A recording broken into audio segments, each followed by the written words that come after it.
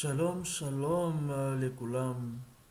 J'espère que vous allez bien et que chacun d'entre nous a passé un excellent Shabbat.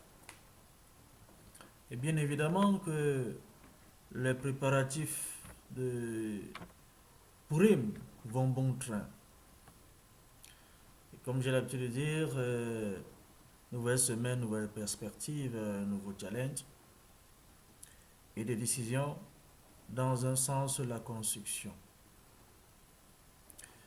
La Torah, dans l'une de ses parachutes, nous parle du sable de la mer, c'est-à-dire du peuple juif qui est semblable au sable de la mer. Et on peut également, pour les étudiants de Torah, constater que le sable de la mer est souvent utilisé comme une métaphore pour décrire la multitude et la diversité du peuple juif. Par exemple, dans la paracha Lech Lecha, c'est-à-dire Genèse, on va trouver ça dans Genèse chapitre 15, verset 5. Dieu dit à Abraham, regarde vers le ciel et compte les étoiles. Si tu peux les compter, ainsi sera ta postérité. Et puis, dans le verset suivant, il dit, je ferai de toi une nation comme le sable de la mer, qui ne peut être compté. Ici, le sable de la mer est utilisé pour décrire la multitude et la diversité du peuple juif, qui sera comme les grains de sable de la mer, innombrables et divers. De même, effectivement, dans la paracha Vaïra, chapitre 14, verset 24, il est écrit, et les enfants d'Israël marchèrent au milieu de la mer, sur le sable sec. Ici, le sable de la mer est utilisé pour décrire le miracle de la traversée de la mer, où les enfants d'Israël ont marché sur le sable sec, tandis que les Égyptiens ont été engloutis par les eaux. Voilà, en quelque sorte, une explication sur le sable de la mer à propos des enfants d'Israël. On parle d'une multitude, on parle d'un nombre qui ne peut être compté, une promesse d'Hachem faite à Abraham Avinu, en parlant de sa descendance. Alors, l'explication du sable de la mer ne va pas s'arrêter là, parce qu'il y a un aspect dont nous, je me dis, beaucoup ont semblé négliger, et c'est cet aspect, c'est ce détail-là que nous allons essayer de voir. Le sable ici qui est considéré comme une multitude, parce qu'on ne peut pas le compter, il va s'avérer que le sable de la mer a une autre explication. C'est ça que nous allons déduire. Nous allons découvrir ensemble. Alors, qu'est-ce que ça signifie le sable de la mer? On se souvient, pour ceux qui ont une bonne lecture, dans la paracha Shemot, la paracha Shemot nous raconte l'histoire de Moshe, qui est un jeune homme, et il est en train de faire le tour du palais, de la ville égyptienne, du pays de l'Égypte, il aperçoit au loin un Égyptien qui est en train de mettre en mal l'hébreu, c'est-à-dire l'un de ses frères hébreux. Et puis il dit, mais comment est-ce que cela peut-il être possible? Il se rapproche, n'est-ce pas, de la scène et constate effectivement que ce qu'il a vu de loin, il n'y a pas de doute. Il est raconté dans la paracha qu'il a regardé à droite, il a regardé à gauche. Il n'a vu personne et il a tué l'Égyptien. Et quand il tue l'Égyptien, qu'est-ce qu'il fait? Il a caché son corps sous le sable. Voilà ce que Moïse a fait.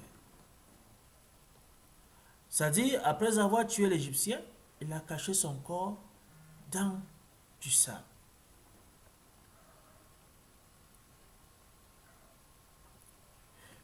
Et puis un jour, il voit deux Hébreux en train de se battre. Il est obligé de leur demander, mais pourquoi est-ce que vous vous battez?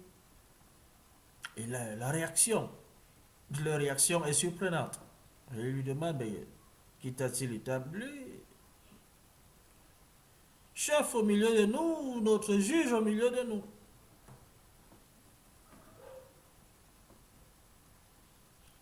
Moshe est premièrement surpris de cette réponse. Et il dit, certainement la chose est connue. Quoi? Qu'est-ce qu'il est connu?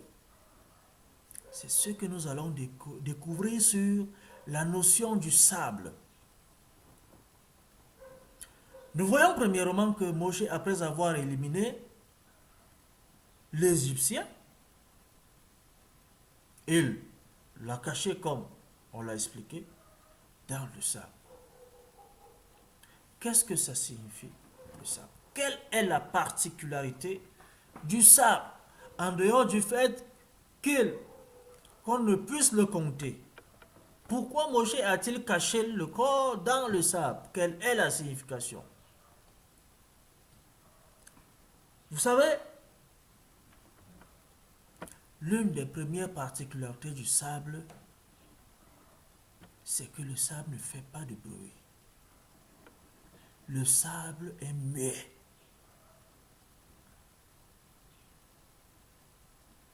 Le sable n'est pas agité. Le sable est enfoui dans la mer. C'est-à-dire, il est difficile de le voir. Et pour le voir, il faut creuser.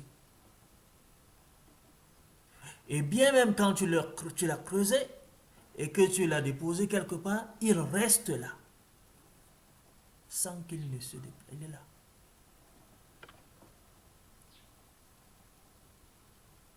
Alors, nous qui sommes considérés comme le sable de la mer, en dehors du fait que nous soyons nombreux, en dehors du fait qu'à Chemézi vous serez, on ne pourra vous compter. Nous devrions également être comme ce sable la mer qui est muet. Ce sable la mer qui ne sait pas parler ou alors ne sait pas dire n'importe quoi. Alors Moshe, il savait que en cachant le corps dans le sable, le seul témoin, c'est qui? C'est lui dont il a sauvé la vie. Et pour la petite histoire, il s'agissait de Dathan. Dathan avait la responsabilité de garder silence, c'est-à-dire Moshe, en gardant le corps dans du sable, il est en train de dire à Dathan, shut up, calme-toi. que ça reste entre toi et moi. Et d'ailleurs, je viens de te sauver de la mort. Sauf que notre ami, Dathan, il ne s'est pas calmé. Vous imaginez, quelqu'un vient vous sauver de la mort et puis tu commences à baratiner, à raconter n'importe quoi, jusqu'à ce que l'information parvienne à Pharaon. Moshe est obligé de s'exclamer que, mais tiens, maintenant je comprends. Qu'est-ce qu'il comprend? C'est-à-dire, Moshe comprend la raison pour laquelle Israël est esclave en Égypte. C'est parce qu'Israël ne garde pas sa langue dans sa bouche. Ce que nous appelons du lachonara. Il est difficile pour nous de garder un secret. Il est difficile pour nous de garder une information capitale, qu'elle soit importante pour nous ou pour l'autre. On te dit garde ça pour toi, ou alors garde ça secret. Ah non. Pour toi, le secret, il doit être sécrété. Vous voyez le danger ou alors la conséquence de cela? Moshe te montre que le corps que je cache dans le sable, pour toi c'est un signe. C'est une façon de te faire comprendre que ferme ta bouche. Ne dis rien à personne. Et c'est un test. Parce qu'il veut découvrir aussi quelque chose. Comment se peut-il que ces gens soient aussi opprimés, oppressés, mais il se rend compte que ce sable de la mer, au lieu de rester calme, il fait trop de bruit. Alors nous, en tant qu'Israélites, ou Bantou Israélites, tu dois être considéré comme le sable de la mer en gardant le silence. C'est pas tout ce qu'on dit. C'est pas tout ce qu'on révèle. D'ailleurs, le Rabbeinu, Chief Rabbi Pinchas Yaoul, il a l'habitude de dire on ne donne pas tout au même moment. Il y a des informations qu'on garde et on attend le meilleur moment pour les sortir. Sinon, on vous donne tout en bloc, tu peux devenir fou. On ne sait même, d'ailleurs, on ne sait pas comment est-ce que tu vas t'en servir. C'est comme le couteau. Donner le couteau à une femme de cuisine, femme ménagère, elle sait que non, c'est pour éplucher du manioc, du macabo. Donner le même couteau à un brigand. Ce couteau n'aura plus la même valeur. Il n'aura plus la même utilité. C'est ça l'information. Le sable de la mer ici, c'est savoir garder son calme. D'où vient-il que chaque fois j'ai une information, oh mais écoute, je viens d'entendre ceci. C'est vraiment important. Et d'ailleurs que tu ne sais pas ce que cette information va créer. Lorsque mon frère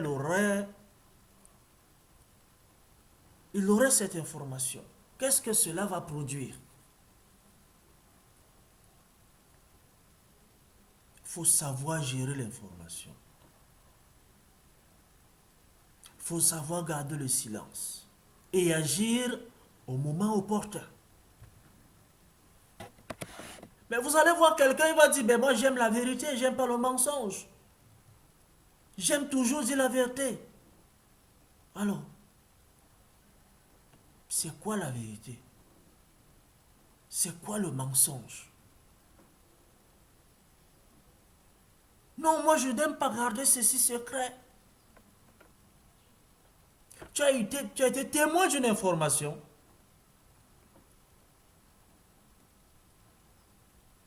Et tu sais bien qu'en dévoilant cela, il y aura des conséquences. Mais tu dis quand même, parce qu'on a dit, il faut dire la vérité. Il ne faut pas mentir. C'est pour ça qu'on te dit, dans la Torah, lorsqu'un bandit se réfugie chez toi,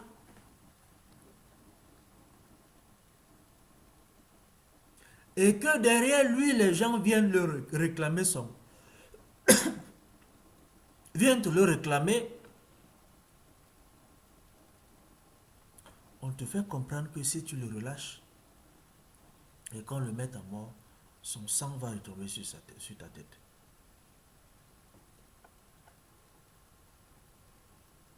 Tu as l'obligation de le protéger. Que de dire, ah dis donc ça, moi je n'ai pas les problèmes, va régler tes problèmes dehors. On te dit, non, non, non, mon cher ami. Non, non, non, non, non, non. Tu n'as aucune obligation de le lyncher, de le liquider. C'est extrêmement interdit. Alors, Moshe, qui voulait bien faire, il veut sauver son frère d'une mort certaine, Dathan. Ce dernier, malheureusement, il n'a pas rendu service à Moshe. Vous voyez? Il l'a sauvé. Et lorsqu'il revient un autre jour, se rend compte que mais, il y a une altercation entre le même Dathan et Aviram. Alors, lorsque nous lisons la Torah de manière orale, premier niveau, nous voyons effectivement ce que ces Dathan, ou alors ces Dathan et Aviram, ont causé à Moshe comme problème. Revoyons l'histoire de la Torah. Ce que Dathan et Aviram ont fait à Moshe. Ils étaient une épine pour Moshe.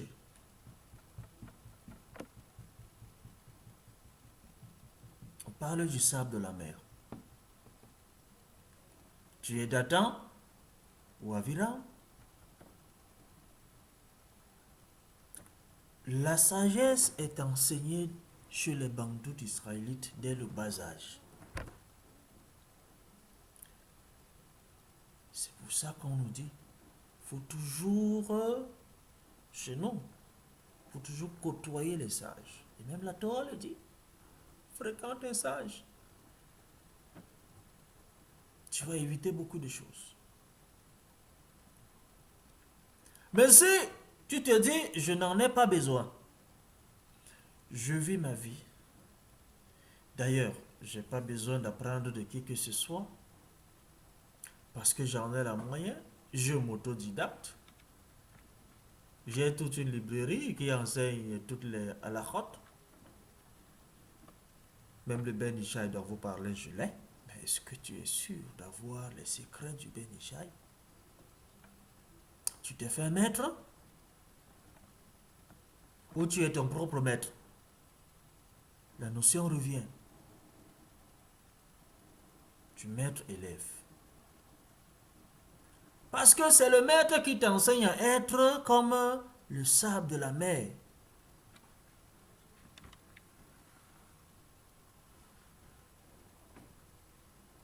Mais tout bruit, je vais entendre, tout le monde est au courant. Toute information dont j'ai, tout le monde est au courant. Sais-tu vers qui tu vas déposer cette information? Posons-nous de réelles questions.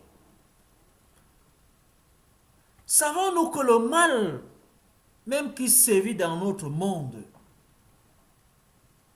la raison principale, c'est l'information. La raison principale, c'est notre langue. La mauvaise langue. Tu crois bien faire, mais tu fais mal. Mais donc, je ne peux pas garder ça. Il faut qu'il le sache.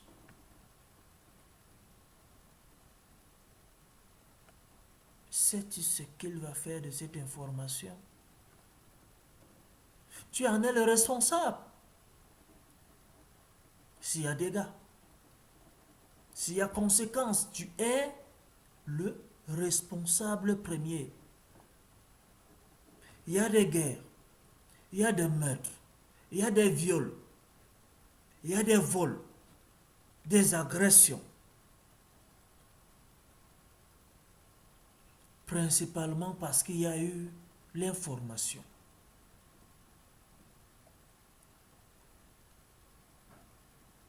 C'est pour ça que le Lachonara sera toujours la première cause de tout mal. Dathan avait-il l'intérêt, avait-il besoin d'informer les autres que, vous savez que tel a tué l'Égyptien, il m'a sauvé de l'Égyptien. Garde ça pour toi. D'autant plus que le corps de l'Égyptien n'a pas été exposé. Moshe ne l'a pas tué, il est parti. Il l'a déposé là.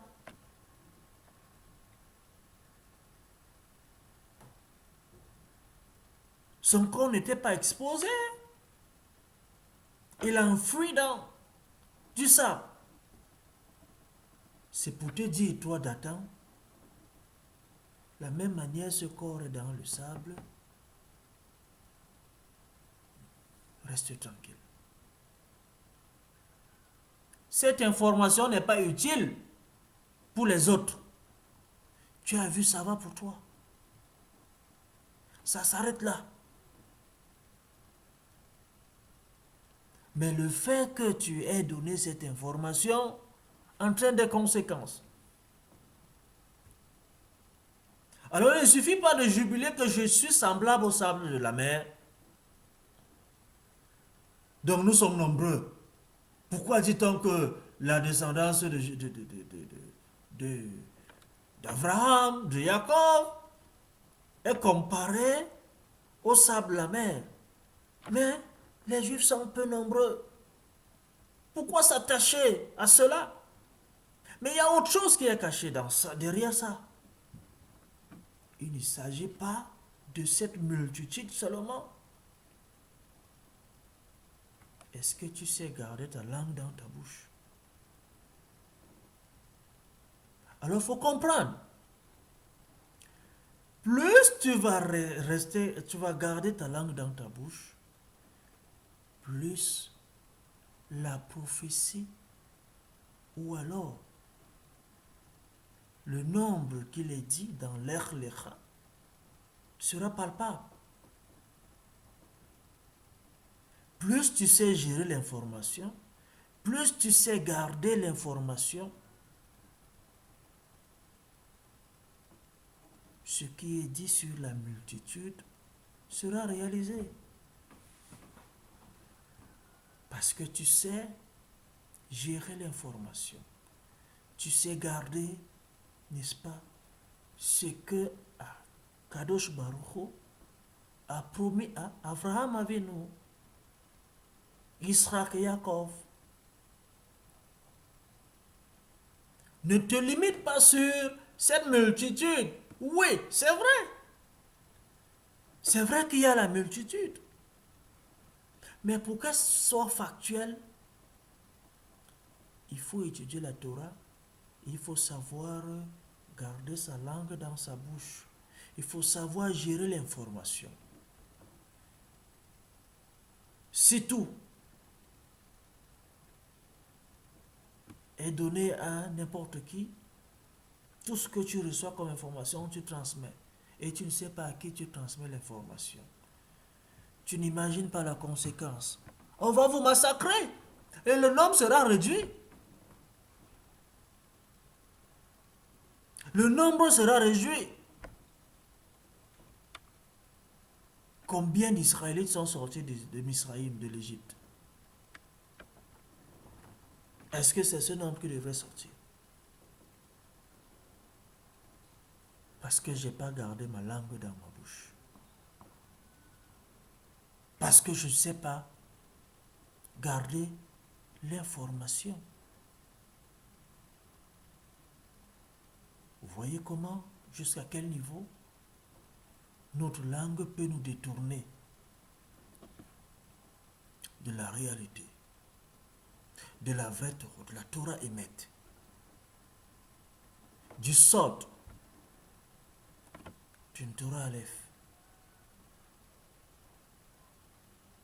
Parce qu'on a oublié ou on a négligé le sens même de la Torah. Voilà le cachet ou alors le sod du sable de la mer. Ne nous limitons pas sur le chiffre, sur la multitude. Mais il faut creuser. Il faut creuser. Parce que du moment où je sais que l'information capitale ne doit pas être donnée à tout le monde. Tu sais qui transmet l'information parce que tu sais qu'il en est capable d'apporter une jugeote. Il est capable de se maîtriser. Il est capable de gérer. En faisant cela, nous serons véritablement ce sable de la mer dont parle la paracha, l'Echléra. Baruch Adonai, Amen, de l'âme, Amen ve Amen. Nous souhaitons un Rosh Chodesh Adar à tous les bandous israélites. Et comme nous le disons depuis un certain moment, le Sidour Sambation version française est disponible. N'hésitez pas à contacter le Grand Rabbinat d'Afrique ou encore me contacter à moi. Vous serez servi où que vous soyez. Vous aurez tout ce dont vous avez besoin. En dehors de ce Sidour Sambation, il y a tous les documents, il y a tous les livres donc, qui pourront vous aider à mieux grandir dans la Torah. Eh bien, je vous dis à bientôt. Merci et Toda, Toda, Toda Rabba.